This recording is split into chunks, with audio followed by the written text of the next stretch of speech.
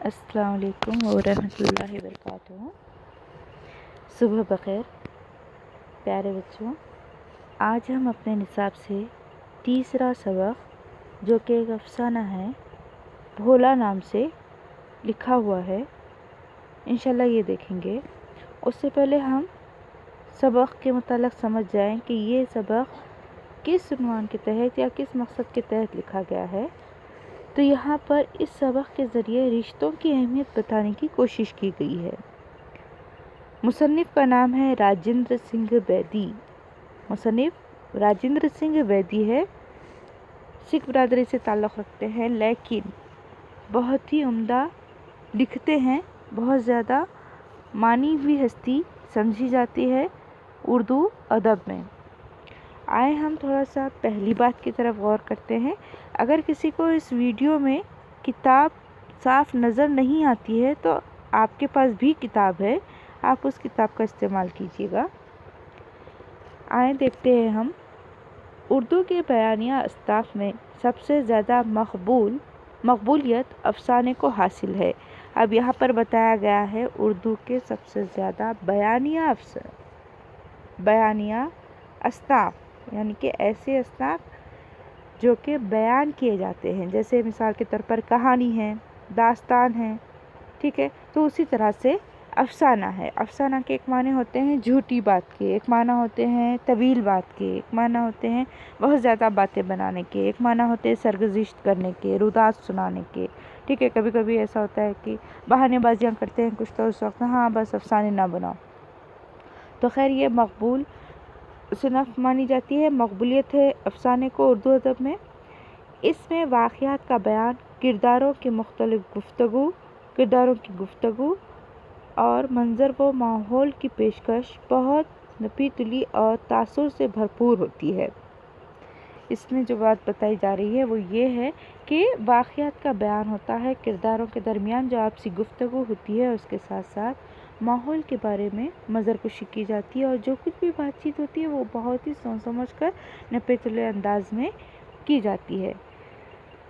Plot, کردار، زمان و مکان، مرکزی خیال اور اسلوب کی افسانے کے فن میں خاص اہمیت ہے۔ دیکھیے یہاں پر پلاٹ، کردار، زمان و مکان، یعنی کہ ایک تھیم ہوتا ہے، ایک پلاٹ ہوتا ہے، مطلب کسی ایک مقصد کے تحت، کسی مرکزی خیال کے تحت یہاں پر افسانہ لکھا جاتا ہے۔ یہ ایک اسلوب کے معنی طریقے کے طرز کے ہیں۔ ان سب چیزوں کی افسانے میں خاص اہمیت ہے۔ زیادہ تر افسانے کسی پلاٹ ہی کی بنیاد پر قائم کیے جاتے ہیں، مطلب کسی خاص مخصوص مقصد کے تحت یا کسی خیال کے تحت، کسی بات کو پیش کرنے، کسی ایک میسیج کے تحت، پیغام کے تحت یہاں پر افسانے بنائے جاتے ہیں۔ افسانے میں کردار کی شخصیت کے کچھ ہی پہلو دکھائے جا سکتے ہیں، اس لیے افسانے کی کامیابی کے لیے لازمی ہے کہ اس کی ابتدا ہی میں کردار کا واضح نقش ابھر آئے۔ دیکھیں یہاں پر افسانے میں کوئی بھی افسانہ ہو، اس میں جو ہے تو کسی بھی کردار کو ہر طرح سے پیش نہیں کیا جا سکتا یا نہیں کیا جاتا ہے۔ تو ایسی صورت میں ایک بہترین افسانہ نگار کی ذمہ داری یہ بنتی ہے کہ شروعات میں جب افسانے کی شروعات ہوتی ہے تبھی کیا ہے، ابتدا میں ہی اس کے کردار کو واضح طور پر ظاہر کر دے۔ ہر واقعہ اور انسانی تجربہ وقت کے کسی نہ کسی مخصوص دائرے اور مکان یا مقام کے کسی نہ کسی معینہ پس منظر میں جنم لیتا ہے۔ اچھے افسانے میں ماحول کی جزیات اور کرداروں کے زمانی پس منظر کا وجود ضروری ہے۔ اچھے افسانے میں ماحول کی جزیات اور کرداروں کے زمانی پس منظر، زمانے کے اعتبار سے اس کا جو بیک گراؤنڈ ہے وہ ہونا ضروری ہے، یعنی کہ ماحول کیسا چل رہا ہے، کس زمانے میں کس طرح کی ذہنیت ہوتی ہے عوام کی، لوگوں کی، معاشرے کی، تو اس حساب سے افسانے لکھے جاتے ہیں، اس حساب سے سماج کو ظاہر کرنے کی، سماج کے حالات کو ظاہر کرنے کی کوشش کی جاتی ہے۔ چلیے ہم آگے بڑھتے ہوئے راجندر صاحب سے ملاقات کر لیتے ہیں۔ راجندر سنگھ بیدی، ٹھیک ہے، جان پہچان ان سے کرتے ہیں ہم۔ راجندر سنگھ بیدی 1915 میں پیدا ہوئے۔ وہ اردو کے صف اول کے افسانہ نگار ہیں۔ وہ ترقی پسند تحریک سے وابستہ تھے یعنی کہ جڑے ہوئے تھے، منسلک تھے۔ ان کے کرداروں اپنے افسانوں کے ماحول کی مصوری میں وہ حقیقت نگاری سے کام لیتے ہیں۔ دیکھیں یہاں پر کیا بتایا گیا ہے کہ صنف اول کے اردو ادب میں جو بڑے بڑے افسانہ نگار گزرے ہیں ان میں راجندر سنگھ بیدی کو اولیت حاصل رہی ہے۔ اسی طرح سے اپنے افسانوں کے ماحول کی مصوری میں وہ حقیقت، مطلب جو بھی انہوں نے افسانے لکھے، آپ نے شاید ان کا ایک اور افسانہ پڑھا ہوگا، بڑا ہی خوبصورت افسانہ ہے بلی کا بچہ، پچھلے ہشتوں میں ہوا کرتا تھا۔ تو اس طرح کے اور بھی کئی افسانے ہیں جو بہت ہی خوبصورت، پڑھنے والا جو ہوتا ہے، قاری جو ہوتا ہے، اس افسانے کی دلچسپی اس افسانے کے حسن میں کھو جاتا ہے، یوں لگتا ہے گویا اس افسانے کا وہ خود بھی حصہ ہے۔ تو مصوری کو کیا کیا ہے انہوں نے؟ حقیقت نگاری سے کام لیا ہے مصوری میں۔ ان کی کہانیوں میں کرداروں کو بڑی اہمیت حاصل ہے، مطلب جب بھی وہ کوئی افسانہ لکھتے ہیں تو اپنے کردار کو بہت زیادہ اہمیت دیتے ہیں۔ ان کے ہر کردار اور واقعے کے پس منظر میں کوئی نفسیاتی یا جذباتی عنصر کار فرما ہوتا ہے۔ دانا و دوام، گرہن، اپنے دکھ مجھے دے دو اور ہاتھ مارے قلم وے ان کے افسانوں کے مشہور مجموعے ہیں۔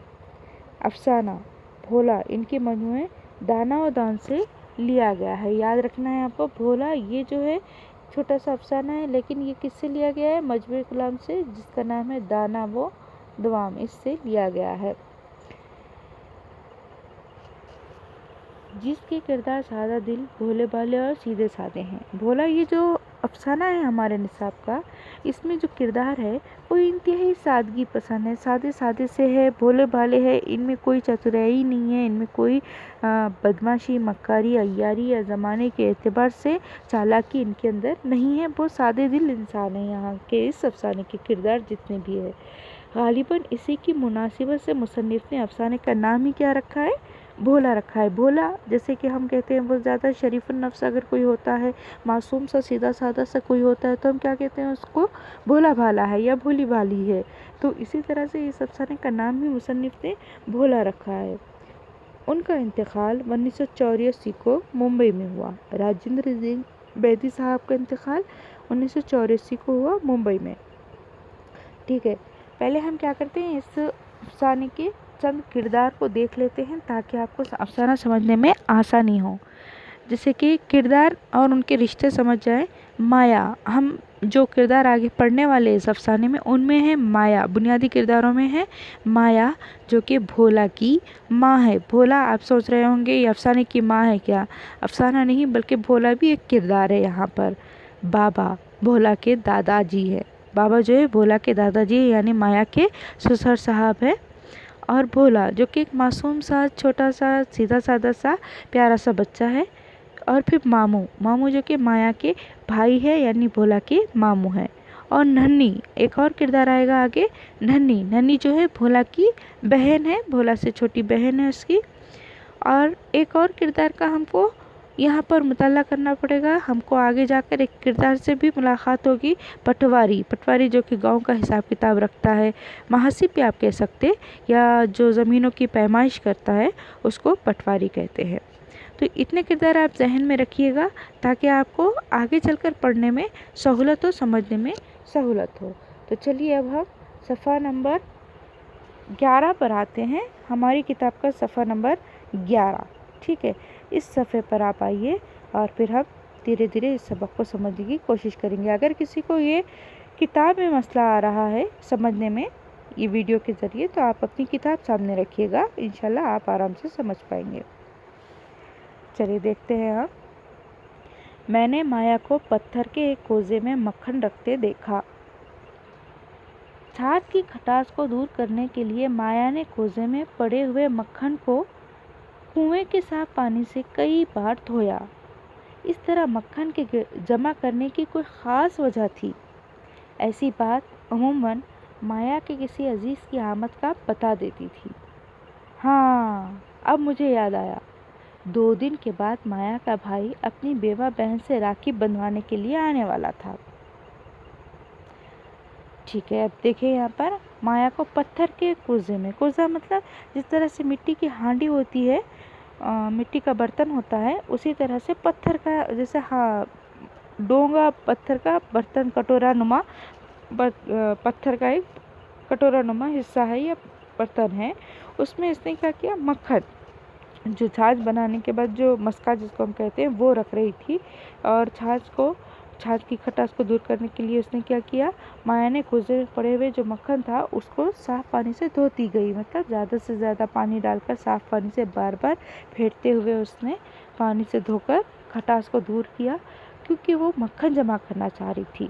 मक्खन से घी बनाया जाता है, तो वो बार बार मक्खन जमा करना चाह रही थी, और इस तरह से मक्खन मस्का जिसको हम कहते हैं, ये जमा करने का मकसद क्या था उसका, कि वो किसी अजीज़ का इंतज़ार कर रही थी। यहाँ पर जो उसके ससुर साहब है वो इस अमल को देख रहे थे, तो वो सोच रहे थे कि आखिर वो मक्खन इतना जमा क्यों कर रही है। फिर अचानक उन्हें याद आया कि माया का जो भाई है राखी बंधवाने के लिए आने वाला था। अच्छा, एक और दूसरी बात, यहाँ पर जो माया का किरदार है, जो कि हमने भोला की माँ के तौर पे समझा था, तो वो बेवा है, यानी भोला को वालिद नहीं है, माया बेवा है, तो बेवा बहन से राखी बंधवाने आने वाला था। चलिए हम आगे बढ़ते हैं।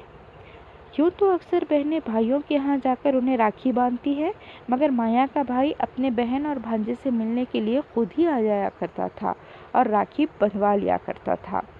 देखिए, अमूमन होता ये है कि बहनें जो है भाइयों के घर जाकर राखी बांधती है भाइयों को, और भाई बदले में उन्हें कोई तोहफे तोहफ़ वगैरह देते हैं, उन्हें खुश करते हैं। ये गैर मुस्लिमों में एक रीत है, एक रस्म है, एक रिवाज सा है, उनका एक छोटा सा त्यौहार है जो बहुत ही खूबसूरत त्यौहार है। इस त्यौहार के ज़रिए बहन भाई के रिश्ते को बहुत मजबूत बनाया जाता है, अहद व पैमा किए जाते हैं।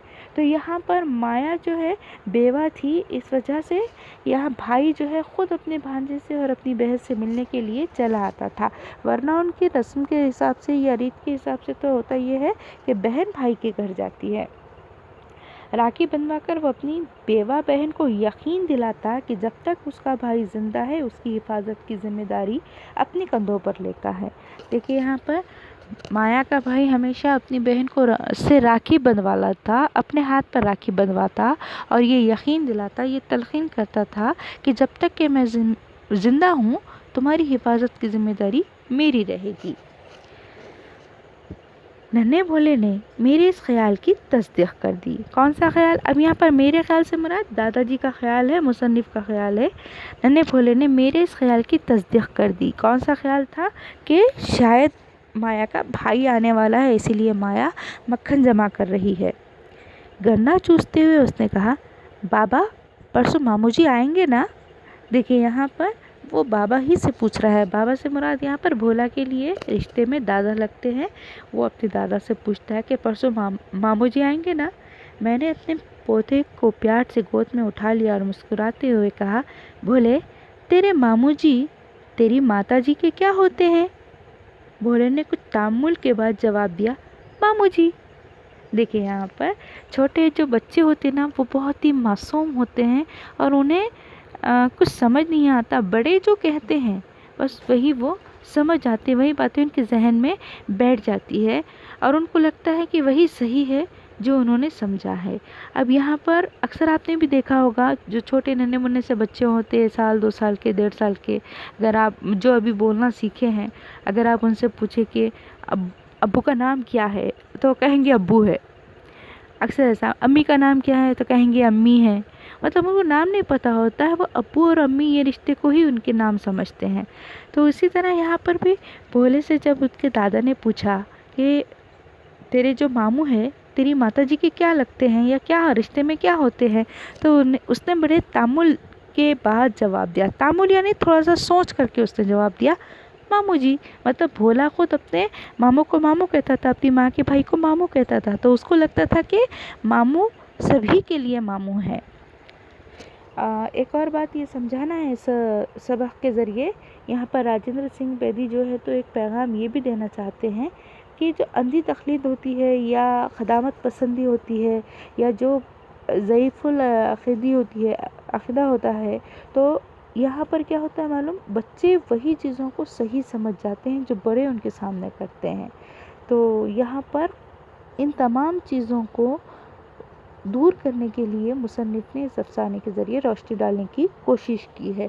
मतलब जो रीत रिवाज पुराने हैं, जो अहम परस्ती है, مطلب بلی کا راستہ کاٹی تو ہمارا کام نہیں بنے گا، یا تارے کا ٹوٹ جانا، دودھ کا ابال چلا جانا، یا تیل کا گر جانا، یا اس طرح سے کتے کا رونا، کوے کا پکارنا، کبھی جیسے اپشگن ہو گیا، یا یہ اچھا شگون نہیں ہے، یہ برا شگون ہے، یہ اچھی بات ہے، یہ خوشخبری ہے اس میں، اس طرح کی جو باتیں لوگوں کے ذہن میں تھی، یہ ان لوگوں کے ذہن میں عام تھی، آج بھی کہیں کہیں ہیں، لیکن پھر بھی تعلیم عام ہونے کی وجہ سے یہ باتوں پر فرق پڑ چکا ہے۔ لیکن یہ اس وقت کی باتیں ہیں جب انسان کے پاس تعلیم کی کمی تھی، اور لوگ کیا ہے اپنے بزرگوں کی ہی باتوں کو اپنے لیے صحیح اور سچا سمجھتے تھے، تو وہی باتیں ان کے گھروں کے بچوں میں بھی آ جاتی تھی، اور وہ باتیں وہی سمجھتے تھے جو ہمارے بڑوں نے کہہ دی، جو ہمارے والد نے کہہ دیا، ہماری دادی نے کہہ دیا، ہماری امی نے کہہ دی، تو وہ بات 100% صحیح ہے، ایسا وہ سمجھ جاتے، کیونکہ یہ باتیں ان کے ذہن نشیں ہو جاتی تھی، گھر کا ماحول ہی ویسا ہوتا تھا، اور نہ صرف گھر کا بلکہ سماج کا بھی ماحول ایسا ہوتا تھا، اس لیے وہ ساری باتوں کو وہ صحیح سمجھتے تھے۔ تو آئیے اس سبق کے ذریعے مصنف جو ہم کو پیغام دینا چاہ رہے ہیں اس کو ہم دھیرے دھیرے سمجھنے کی کوشش کریں گے۔ آگے بڑھتے ہیں۔ مایا کھل کھلا کر ہنسنے لگی۔ میں اپنی بہو کے اس طرح کھل کر ہنسنے پر دل ہی دل میں خوش ہوا۔ دیکھیے کتنے، یہاں پر مایا چونکہ بیوہ ہے، اور یہاں بیوہ ہونے کی وجہ سے وہ ہمیشہ افسردگی کا لبادہ اوڑھے ہوئے ہوتی تھی، ہمیشہ مایوس نظر آتی تھی، خاموش سنجیدہ سی نظر آتی تھی، لیکن مایا ایک دم سے کھلکھلا کر ہنسی، یعنی بے ساختہ وہ ہنس پڑی۔ کس بات پر؟ جب ماموں جی کے بارے میں پوچھا گیا، دادا جی نے پوچھا کہ ماموں جی تیرے ماتا جی کے کون ہوتے ہیں، تو اس نے فوراً معصومیت سے جواب کیا دیا تھا کہ ماموں جی ہوتے ہیں۔ تو یہ بات سن کر مایا کو بے ساختہ بے اختیار ہنسی آئی، اور وہ بہت زیادہ دل سے ہنسنے لگی، کھل کر کے ہنسنے لگی۔ اس کو اس طرح ہنستا دیکھ کر مصنف کو یا اس کے سسر صاحب کو بھی بہت زیادہ خوشی ہوئی۔ مایا بیوہ تھی، اور سماج اسے اچھے کپڑے پہننے اور خوشی کی بات میں حصہ لینے سے بھی روکتا تھا۔ دیکھیے پچھلے زمانے میں، آج بھی کہیں کہیں دقیانوس سے خیالات رکھنے والے لوگ اس طرح کا عمل کرتے ہیں، لیکن یہ پچھلے زمانے میں بہت زیادہ تھا کہ جو خاتون بیوہ ہوتی تھی تو وہ بہت زیادہ معیوب سمجھی جاتی تھی، سماج کے لیے بہت بری سمجھی جاتی تھی، اور بلکہ یہ بھی تھا کہ وہ کسی کے خوشی کے موقع پر اگر چلی جاتی تو وہ خوشی کا موقع افسردگی میں بدل جائے گا، ایسا لوگوں کا خیال ہوتا تھا۔ تو ایسے وقت میں سماج اس کو کیا ہے، اچھے کپڑے پہنے یا خوشی کی بات میں حصہ لینے سے روکتا تھا کہ اب تم کو کیا کرنا ہے، تمہارے تو شوہر ہے نہیں، تم تو بیوہ ہو، تم اب ایک کونے میں پڑی رہو، یا پھر جب بھی کہیں بھی جانا ہو یا کوئی بھی موقع کیوں نہ ہو، تمہیں سفید لباس ہی پہننا ہوگا، رنگین کپڑے تو زندہ دل انسان پہنتے ہیں۔ اس طرح سے مطلب زمانے کی سوچ اس طرح کی تھی، تو یہاں پر سماج روکتا تھا اچھے کپڑے پہننے سے یا خوشی میں حصہ لینے سے۔ میں نے بارہا مایا کو اچھے کپڑے پہننے، ہنسنے کھیلنے کی تلقین کرتے ہوئے سماج کی پرواہ نہ کرنے کے لیے کہا تھا، مگر مایا نے از خود اپنے آپ کو سماج کی روح فرسا احکام کے تابع کر لیا تھا۔ دیکھیے یہاں پر بتایا گیا روح فرسا کے معنی کیا ہوں گے؟ روح کو تڑپانے والے جو احکامات ہوتے ہیں، ایسے احکامات کے اس نے خود کو تابع کر لیا تھا، یعنی اس کے غلام بنا دیا تھا۔ دیکھیے یہاں پر مصنف نے تو ہمیشہ چاہا تھا، اس کے سسر نے ہمیشہ چاہا تھا، بیٹی کی طرح وہ اپنے بہو کو چاہتے تھے، اسی لیے وہ ہمیشہ یہ نصیحت کرتے تھے۔ تلقین کرنے کا مطلب یہاں پر نصیحت کرتے تھے، ہدایت دیتے تھے، یا اس کو سمجھاتے تھے کہ تم اچھے کپڑے پہنا کرو، خوش رہا کرو، کہیں آؤ جاؤ، آنا جانا رکھو، سماج بھلے چاہے کچھ بھی کہہ دے، لیکن تمہیں بھی جینے کا حق ہے، تو کھل کر جیو، زندہ دلی کے ساتھ جیو۔ لیکن مایا کو سماج میں اب یہ تو وہ والد تھے، مرد تھے، وہ سمجھاتے تھے، ٹھیک ہے، لیکن یہاں پر مایا چار لوگوں میں اگر جاتی تو اسے تانے تیشنے سننے کو ملتے، اسے بری بھلی باتیں سننے کو ملتی، اس لیے وہ کبھی کسی کے پاس جانا پسند نہیں کرتی تھی۔ اس نے اپنے تمام اچھے کپڑے اور زیورات کی پٹاری ایک صندوق میں مخفف کر کے چابی ایک جوہر میں پھینک دی۔ اس کے پاس اس کے شوہر کی زندگی میں جو کچھ بھی اچھے کپڑے یا اچھے زیورات تھے، اس نے اس کی ایک گٹھری بنائی، اور اس کو کیا کیا، ایک صندوق میں رکھ دیا، اور صندوق کو کیا کیا، خفر ڈال دیا۔ اس لیے خفر ڈال دیا کہ اب کبھی، اور ہاں، خفر ڈالنے کے بعد اس کی جو چابی تھی وہ جوہر میں یعنی کہ کنویں میں پھینک دی، تاکہ اس صندوق کو دوبارہ کبھی کھولا نہ جا سکے۔ جو کچھ بھی اس کا اثاثہ تھا اس کی شوہر کی زندگی میں، جو وہ سجنے سنورنے کے لیے یا اپنے آپ کو ایک عورت کی حیثیت سے، خاتون کی حیثیت سے جس طرح سے بناؤ سنگار کرتی تھی، وہ جو بھی ساز و سامان تھا وہ سارا کی سارا اس نے صندوق میں بند کیا، اور اس کی چابی کو، اس صندوق کی چابی کو جوہر میں یعنی کنویں میں پھینک دیا۔ چلیے اب ہم اگلے پیراگراف کی طرف بڑھتے ہیں۔ مایا نے اپنے لال کو پیار سے پاس بلاتے ہوئے کہا، بھولے تم ننھی کے کیا ہوتے ہو؟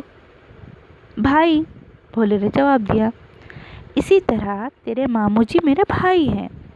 ہاں، تو اب دیکھیے گا مایا نے کیا کیا، اپنے لال کو، لال یہاں پر لال کے ایک معنی تو ویسے قیمتی پتھر کے ہوتے ہیں، سرخ رنگ کا قیمتی پتھر ہوتا ہے، مگر یہاں پر جو لال کے لیے استعمال ہوا، لال بیٹے کے لیے استعمال ہوا ہے، لاڈلے کے لیے استعمال ہوا ہے۔ عموماً میرا لال ماں پیار سے کہتی ہے اپنے بچوں کو، اپنے بیٹے کو، خصوصاً اپنے فرزند کو، میرا لال، میرا پیارا، میرا بیٹا، میرا لاڈلا۔ تو اسی طرح سے یہاں پر مایا نے کیا کیا، اپنے لاڈلے بیٹے کو قریب بلایا پیار سے، اور اسے سمجھاتے ہوئے پوچھنے لگی کہ تم بھولے منی کے کیا ہوتے، یہ ننھی کے کیا ہوتے ہو؟ تو اس نے جواب دیا کہ میں بھائی لگتا ہوں۔ تو فوراً ہی ماں نے اسی بات کو سمجھانے کی کوشش کی کہ ہاں ٹھیک اسی طرح ماموں جی بھی میرے بھائی لگتے ہیں۔ بھولا یہ بات نہ سمجھ سکا کہ ایک ہی شخص کس طرح ایک ہی وقت میں کسی کا بھائی اور کسی کا ماموں ہو سکتا ہے۔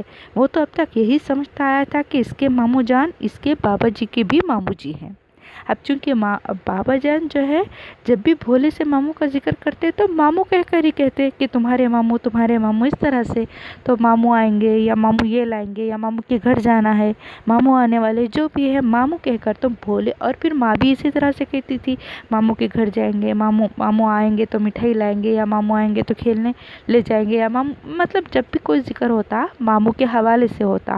تو یہاں پر بھولے کے ذہن میں یہ بات بیٹھ گئی تھی کہ ماموں سارے جہاں کے ماموں ہیں، یعنی کہ دادا جی کے بھی ماموں ہیں، میری ماں کے بھی ماموں ہیں، ننھی کے بھی ماموں ہیں، میرے بھی ماموں ہیں، مطلب ماموں کا صرف ایک ہی رشتہ ہے۔ اب اس بات کو سمجھنے سے وہ قاصر تھا کہ ایک ہی وقت میں وہ میرے بھائی، ماں کے بھائی اور میرے ماموں کیسے ہوتے ہیں۔ آگے دیکھتے ہیں ہم۔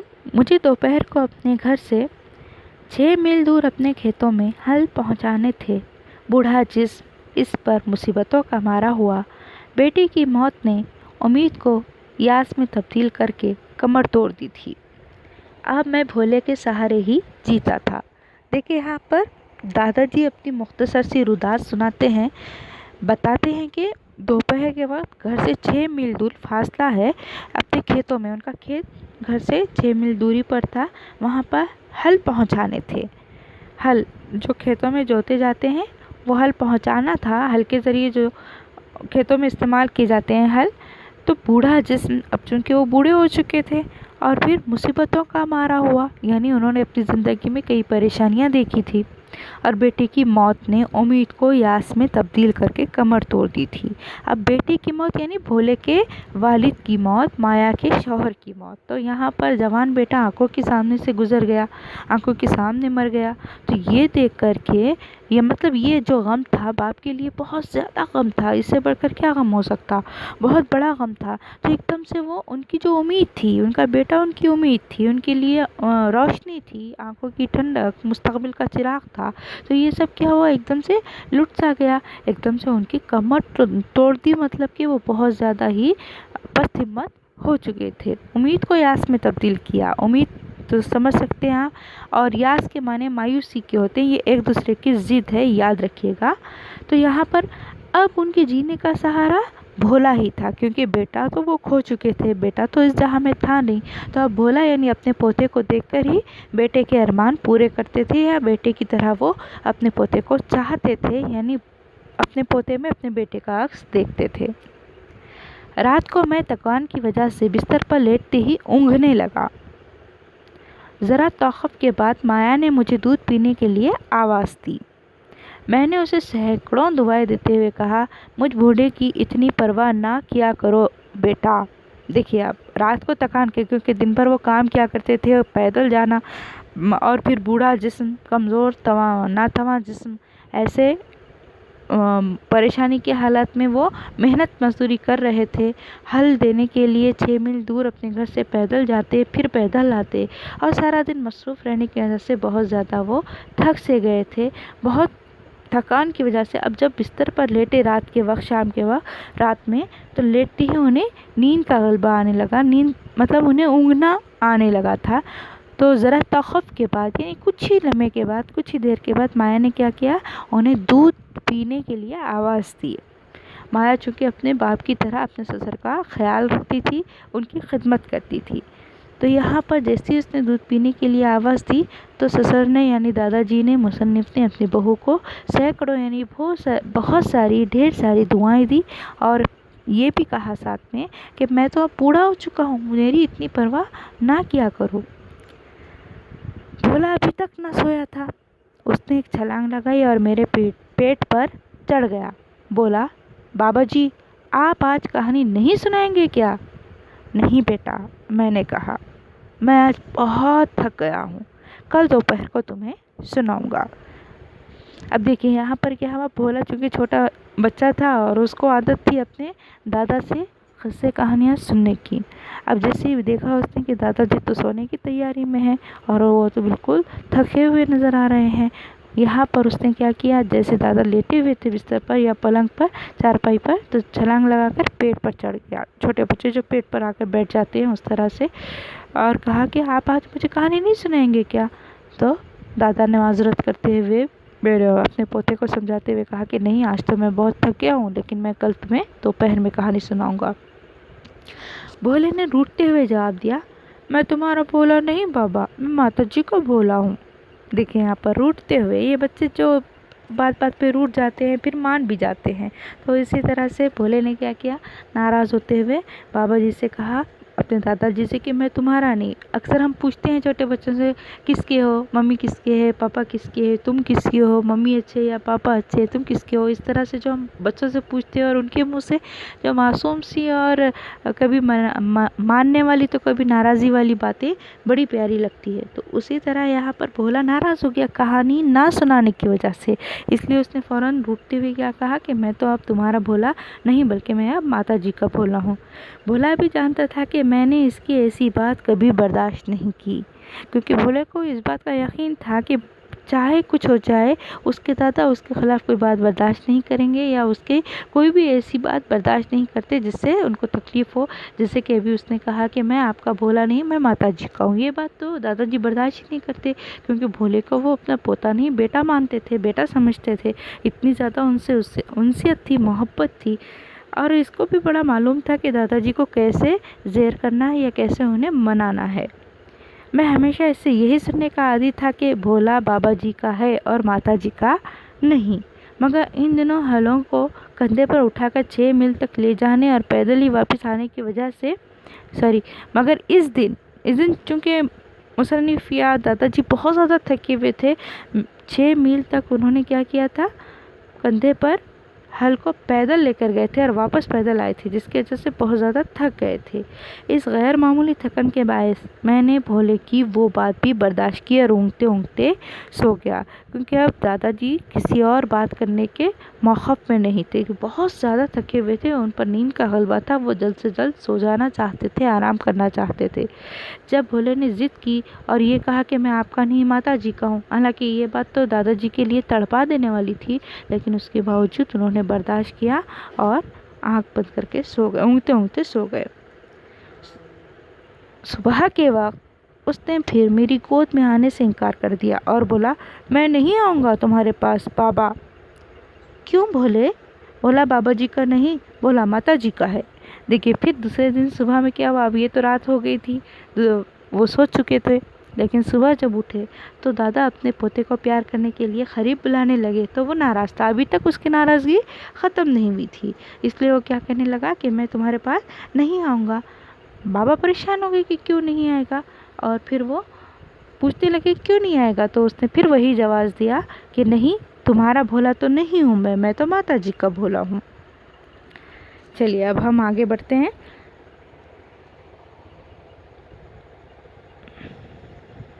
میں نے بھولے کو مٹھائی کے لالچ میں منایا اور چند ہی لمحات میں وہ بابا جی کا بھولا بن گیا اور میری گود میں آ گیا اور اپنی ننھی ٹانگوں کے گرد میرے جسم سے لپٹے ہوئے کمبل کو لپیٹنے لگا۔ دیکھیے یہاں پر چھوٹے بچوں کی یہ عادت ہوتی ہے یا یہ مزاج ہوتا ہے، وہ جتنی جلدی ناراض ہوتے ہیں اتنی ہی جلدی مان بھی جاتے ہیں، بہت ہی معصوم ہوتے ہیں بچے۔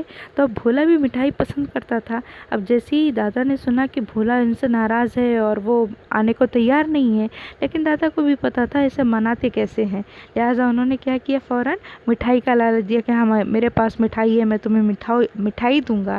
تو مٹھائی کا نام سنتے ہی وہ فوراً کیا کیا، گود میں آ گیا دادا جی کی اور اپنی ننھی منھی ٹانگوں کے گرد میں جسم سے لپٹے ہوئے کمبل کو لپیٹنے لگا۔ چونکہ وہ بھی بستر ہی میں تھے اس لیے اس نے خود کو بھی لپیٹ لیا کمبل سے۔